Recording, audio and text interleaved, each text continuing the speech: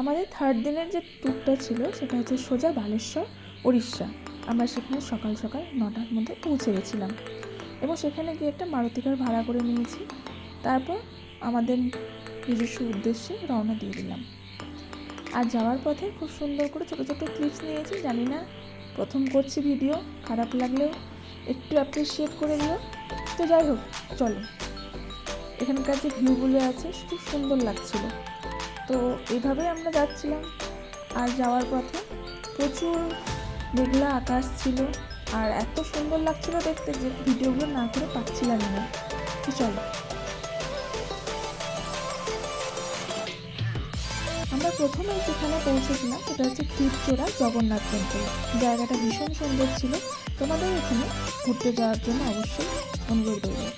এবং তার পাশে একটা পুকুর আছে, সেই পুকুরে প্রচুর কচ্ছপ আছে। সেই কচ্ছপগুলো যখন খাবার দেবে তখন কিন্তু তারা উপরে উঠে আসে।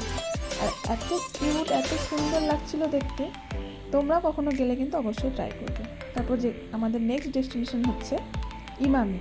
সেখানে হাত ধোয়া এবং পা ধোয়া যথারীতি সুন্দর ব্যবস্থা ছিল এবং সেখান থেকে আমরা হাত পা ধুয়ে ইমামি দ্বিতীয় পুরী সেই উদ্দেশ্যে হাঁটছি।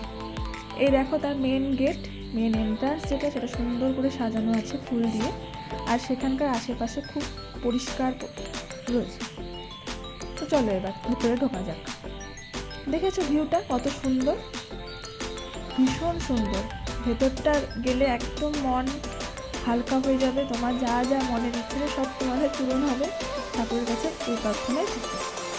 তো চলো, আমাদের প্রথম পর্বে যেটা যতটুকু ছিল সেটা এই পর্যন্তই থাক। আবার নেক্সট ব্লগে দেখা হবে, কারণ একটা ব্লগের মধ্যে সবটা দিলে অনেক বড় হয়ে যাবে, তোমাদের বিরক্ত লেগে যেতে পারে। তাই জন্য নেক্সট ব্লগে আবার দেখা হচ্ছে। Tata, bye bye. আর যদি ভালো লেগে থাকে অবশ্যই লাইক আর সাবস্ক্রাইব করবে।